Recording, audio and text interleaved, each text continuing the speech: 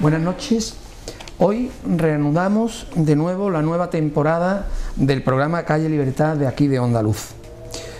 Como primer invitado, en este caso invitada, traemos hoy a la persona que ideó, que planificó y que gestiona actualmente la famosa Cámara Oscura de la Torre Tavira de Cádiz. Se trata de Belén González Dorao. Ella es muchas más cosas que la propia cámara, que no es poco desde luego, y esas cosas son las que iremos desentrañando en este programa, a lo largo de este programa. Belén, buenas noches y bienvenida al programa. Muchas gracias, buenas noches, Rafael. Bueno, normalmente, Belén, solemos hacer una primera parte un poco viendo cuál es la historia de la persona que traemos, ¿no? Yo sé que lo más importante es todos los proyectos que tienes y todas las cosas que estás haciendo, pero bueno, en principio es un poco la norma del programa, y por eso voy a empezar preguntándote pues que eres de Cádiz, que naciste en Cádiz y que eres hija de dos personas muy conocidas de Cádiz. No sé de qué barrio eres, no sé por dónde te moviste en tus primeros años. Plaza Mina, Plaza San Antonio, Alameda. Un entorno extraordinario. Y bueno, tu madre Marisol Dorao, tu padre se llamaba Joaquín González Guilloto. Joaquín González Guilloto, urólogo, y tu infancia transcurre allí. ¿A qué colegio vas entonces, en sus primeros años? De pequeña fui a las Carmelitas, Plaza España, y luego tuve un parón donde fui a Inglaterra, a un colegio interna. Sí. Luego al volver, ya en esa época era BUP, Sí. y volví a San Felipe Neri. Luego me volví otra vez a ir a París, donde hice COU. Vamos a desentrañar eso un poquito, punto por punto, porque a mí me parece interesante esa época tuya, que fuiste bastante pequeña a Inglaterra, ¿no? ¿A qué edad te vas para allá y cómo lo vives aquello? Me fui en quinto de GB, en lo que es ahora Sí. quinto de primaria. Sí. 10, 11 años. 10 o 11 años te vas allí a un colegio interno, ¿no? Uh-huh. ¿A qué zona? ¿A Inglaterra? A Sussex, al sur de Inglaterra. Al sur de Inglaterra, que era un colegio... Era un colegio así como el de Harry Potter, Sí, una especie de college, de piedra. de piedra Era antigua. una abadía donde se hizo la batalla en 1066, la batalla de Hastings. Uh-huh. Y fue allí, en el campo donde nosotros hacíamos los deportes, fue la batalla de 1066. ¿Cómo recuerdas aquello, Belén? Al principio te costaría un poco, ¿no? Hombre, al principio muy duro, era muy pequeña, no sabía hablar nada de inglés, todo era extraño para mí, era la primera vez que salía de mi casa, de mi barrio, de mi Cádiz, que me alejaba de mi familia, entonces bueno, un poco shock, duro. Un poco duro. Venías en Navidades, me imagino. Sí, venía en Navidades en verano. y en verano. Y luego ahí en Inglaterra hay unos periodos a lo largo del trimestre que se llaman el half term, y entonces iban mis padres allí a verme, o quedábamos a lo mejor en un punto intermedio, o me quedaba allí en el colegio en Santa Facua. ¿Cómo consideras aquella experiencia? ¿Ahora con la edad la ves provechosa? Súper positiva, o sea, no hay oro en el mundo para agradecerle a mis padres el esfuerzo que ahora como madre sé que tuvieron que hacer en esa época, y valoro mucho más, lógicamente. Claro, un esfuerzo no ya monetario, sino afectivo, económico, emocional. Todo tipo de esfuerzo. ¿Qué diferencia encontraste? ¿Cómo llevaban un colegio allí y después vienes aquí otra vez? ¿Notarías un contraste grande, no? Diferencia brutal, sí, ¿Cómo porque el sistema educativo en Inglaterra era muy diferente. O sea, y volví a BUP, que era pues ya otro concepto completamente diferente, cuando había estado en un colegio muy pequeño.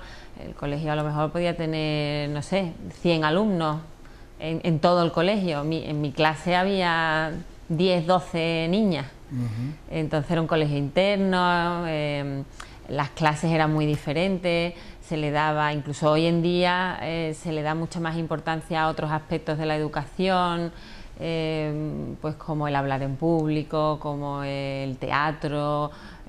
Recuerdo a lo mejor clases de ciencias naturales que, si el tiempo lo permitía, que no era lo habitual, salíamos fuera al campo a ver flores, a coger flores, a mirar el pistilo, la hoja, etcétera.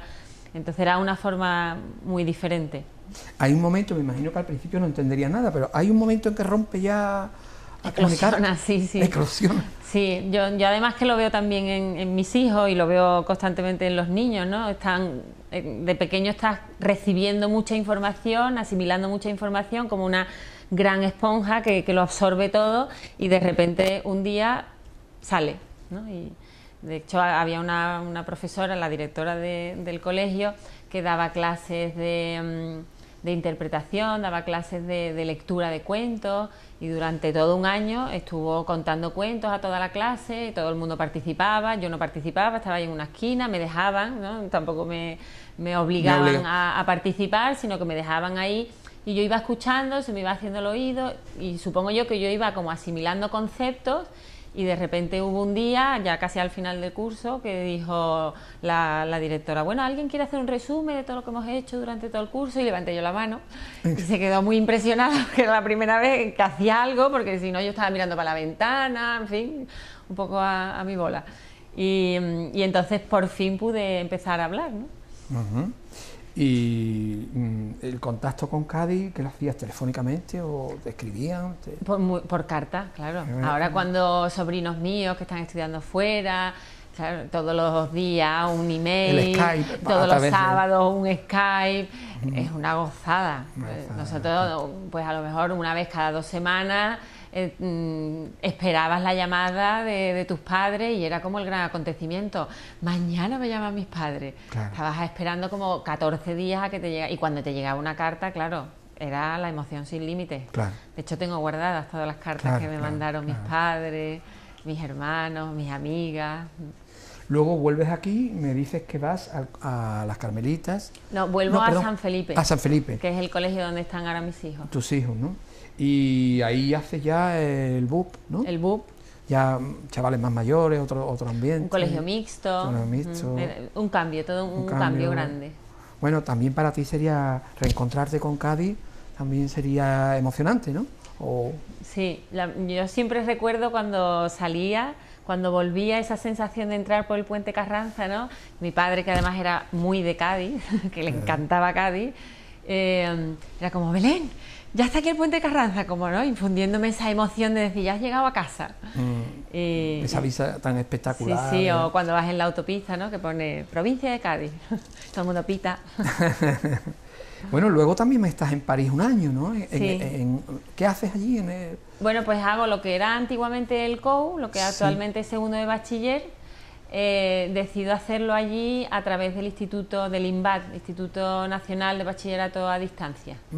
Y entonces hago COU en español, con mis asignaturas en español y todo en español, pero bueno, en vez de hacerlo en la avenida de Cádiz, pues lo hago en París. En París. Y de paso un nuevo idioma, ¿no? Y otro nuevo idioma, que como en ese año no lo pude practicar mucho porque me tuve que concentrar en los estudios, pues me quedé un año más después y ya ahí pues fui a la Sorbona y ya ahí un poco afiancé un poquito más el francés. ¿Por qué zona vivía de París, Belén? Vivía, hubo una época que viví en el 16 y luego en el 5. Y también me imagino experiencias extraordinarias también, ¿no? Sí, la verdad es que muy bien. ¿Has vuelto por allí?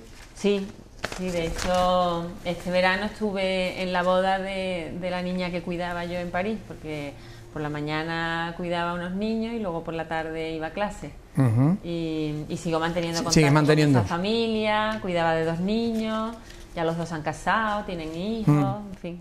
¿Y de Inglaterra tienes algún contacto? ¿Has buscado? En Inglaterra tengo contactos, pero posteriores, porque todos los que hice en el colegio no he logrado tener mucha relación, porque claro, en esa época era difícil. El otro día, de hecho, por LinkedIn encontré a una chica que estaba en mi clase y ya hemos retomado un poco el contacto y tal. Qué bueno. Bueno, he leído en tu currículum que combinaste durante esta época posterior ya una formación, digamos, con experiencia profesional, dedicada al comercio internacional, sobre todo, ¿no? Y siempre, o al secretariado, pero veo como una orientación siempre hacia el mundo de la empresa ya, o todavía no lo tenías muy claro. No tenía nada claro. De hecho, terminó COU y me quedo un año en París porque tampoco sabía muy bien qué hacer con mi vida. Y digo, bueno, pues mientras que me lo pienso, voy a aprovechar y aprendo un poquito de francés. Claro. Y luego vuelvo y me voy a Madrid y hago un curso de Secretaría Internacional porque tampoco tenía muy claro, quería utilizar los idiomas, que ya ahí ya tenía 2, pero tampoco tenía muy claro hacia dónde tirar, dónde ¿no? quería poner el huevo. ¿Dónde quería poner el huevo? Y hubo, de todas esas cosas que hiciste después de París y en Madrid y del secretariado, ¿hubo algo que te haya servido luego? Bueno, me imagino que muchas cosas, pero ¿algo en especial? O... Yo creo que todo sirve en esta vida, ¿no? Yo creo que vamos un poco acumulando experiencias y siempre que las guardes, digamos, en un departamento acomodado y con un buen recuerdo, sin ningún tipo de rencor, de mala experiencia y tal. Yo creo que toda experiencia es buena, aunque a lo mejor en ese momento te pueda parecer qué mal, pero luego lo miras con un poquito de perspectiva y te dices, pues mira, gracias a que me pasó esto, luego después me pasó lo otro, y yo creo que siempre le puedes dar un tinte positivo a todo lo que has vivido y luego siempre le encuentras la utilidad. Así claro. Que en esta vida. Observo que estudiabas, pero también generalmente llevas algún trabajillo para adelante, ¿no? Hombre, claro. Siempre. Sí. Por ejemplo, creo recordar algo de traducción en Jerez o... Sí, siempre me he tenido que buscar un trabajito para, bueno, pues para poder estudiar, para poder, por supuesto mis padres siempre me han ayudado muchísimo en los estudios, pero bueno, también los gastos, los caprichitos, eso hay que pagárselos. Claro. Tema de los idiomas, es complicado en España, parece que somos un país que todavía, aunque ya hay chavales, me consta que están empezando a hablar casi siempre, recurriendo a la privada, pero ¿aconsejas tú a los padres que manden a los hijos? Hombre, vamos, yo es que creo que no solo por el tema lingüístico hay que salir de Cádiz, ¿eh? Hay que salir y hay que ver mundo, y hay que ver otras culturas y otros países, ver cómo se vive fuera. Y bueno, el tema de los idiomas a mí me parece fundamental porque vivimos en un mundo que cada vez está más globalizado y yo tengo claro que nuestros hijos podrán trabajar en Sevilla o en Sydney. Sí. O sea, y estarán igual de uno que de otro y las posibilidades estarán tan abiertas en un sitio que en otro.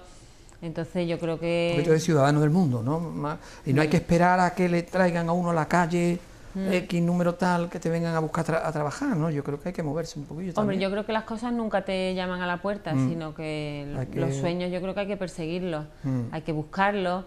Quizás a lo mejor lo más difícil sea definir cuál es ese sueño, definir qué es lo que quieres, qué es lo que se quiere, qué quieres hacer en la vida. Yo siempre me parece muy difícil la decisión que tienen que tomar los chavales en la ESO, en bachiller. Bueno, hay gente, yo tengo una sobrina que tiene claro desde hace ya mucho tiempo que ella quiere ser médico. Pero la mayoría no. Pero eso no es lo normal. No. Y hay gente que empieza una carrera, mi propio hermano empezó biología y luego después se tiró hacia el tema de la fotografía, diseño y terminó ilustrando. Otro empezó con empresariales y luego de repente terminó con informática. Bueno, conozco muchos perfiles de gente que empieza cosas y empieza un camino y luego después termina por otro, ¿no? Yo creo que también eso es muy bonito y muy enriquecedor en la vida. Hacer varias cosas. Fíjate cómo era la situación de nuestra generación, que ya a los 14 años teníamos que decidir ciencias o letras.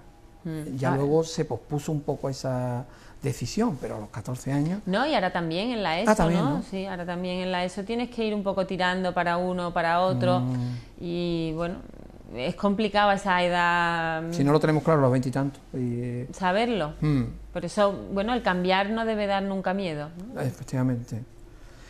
Bueno, Belén, yo creo que pasan estos años de trabajo, de estudio, y de repente es cuando en esta época se te ocurre, no sé cómo, a partir de qué, instalar la cámara oscura, ¿no? ¿Esto cómo surge la idea? Pues mira, surge a través de un viaje de novios, pero que no fue el mío, porque yo primero monté la cámara oscura y luego después me casé. Mi hermano se fue de viaje de novios a Escocia. Y cuando volvió, bueno, pues la típica cena, os voy a enseñar todo lo que he hecho, no sé qué, y trajo un folleto de la cámara oscura de Edimburgo, la cámara oscura más antigua que hay en Europa. Y oye, está en este sitio, qué chulo, me ha encantado, no sé qué, me dejó el folleto. Y yo en esa época estaba trabajando aquí en Dragados Offshore, en la planta offshore, con temas que no tienen nada que ver con el turismo, con temas de plataformas petrolíferas. Pero ya tenía un poco esa inquietud de que quería hacer algo, pero no sabía qué quería hacer. Quería hacer algo, quiere decir sí, instalarte por tu cuenta. Sí, quería montar algo. Una empresa. Estaba trabajando, estaba contenta en el trabajo, en lo que hacía, me gustaba lo que hacía, estaba bien, pero tenía un poco ese gusanillo, ¿no? Esa inquietud. Pero no tenía ni idea de hacia dónde tirar, ¿no? Tenía ideas muy variopintas, muy peregrinas, una secretaría portátil, móvil, para compartir, o un restaurante vegetariano, bueno, cosas muy dispares. Y entonces, un poco a raíz de eso, y fui a ver la cámara oscura de Edimburgo, y la vi en un día que además estaba nevando, no la pude ver muy bien, pero bueno, ya me empezó un poco a suscitar mucho interés el tema de la cámara oscura, y empecé ahí a trabajarlo un poco, a mirar gente que había hecho otras cámaras oscuras en Inglaterra, a visitar otros sitios, y una cosa fue llevando a la otra, y dije, bueno, pues venga, voy a montar una cámara oscura en Cádiz. Y ahora digo, bueno, ¿y ahora dónde monto la cámara oscura? Entonces digo, bueno, me voy a ir al punto más alto del casco antiguo. Y entonces pedí, en esa época la Torre Tavira estaba cerrada, pedí a la Delegación Municipal de Turismo que me dejaran subir. Estaba disponible para que pidiera cita y fuera, me dieron cita, fui, subí y me enamoré. Claro. Y ahí empiezas tú ya a hablar con, me imagino, ¿eso de quién dependía en ese momento? ¿Del ayuntamiento? De quién depende también ahora. De quién depende del ayuntamiento. Entonces tú tendrás un concierto o algo así como... Una concesión administrativa. Una concesión administrativa. Ya empiezas a hablar de tus planes y son bien acogidos, ¿no? Pues mira, curiosamente, en esa época yo misma no sabía que era una cámara oscura, tampoco con mucho conocimiento de causa. De hecho, la cámara oscura de la Torre Tavira es la primera que se instala en España. Pero bueno, fui con un proyecto, tuve que también formarme en temas empresariales, porque mi formación tampoco era muy empresarial, yo no sabía hacer una nómina, vamos, de hecho hoy en día tampoco la hago porque tenemos un asesor contable, fiscal, que lo hace todo genial. Pero bueno, no sabía llevar una empresa, no sabía lo que era una empresa, ni la palabra marketing, bueno, había muchísimos conceptos que se me escapaban. Entonces hice un curso a través del Instituto de Fomento, a través de la Escuela de Organización Industrial, y ahí me fui un poco familiarizando con el tema empresarial, y ahí en ese curso hice un proyecto, y ese proyecto fue el que le presenté al ayuntamiento. Y curiosamente en el ayuntamiento estaba en esa época un concejal de urbanismo, Rafael Garófano, sí, que está especializado en fotografía del siglo XIX. ¿Verdad? Él tiene muchas publicaciones. Y de hecho tiene muchas publicaciones. Entonces él sí sabía lo que era una cámara oscura, claro, porque la cámara oscura se utilizó mucho en el siglo XIX, los paisajísticos británicos utilizaban mucho ese estilo de pintura y tal para las perspectivas. Entonces él sí sabía lo que era y le pareció interesante.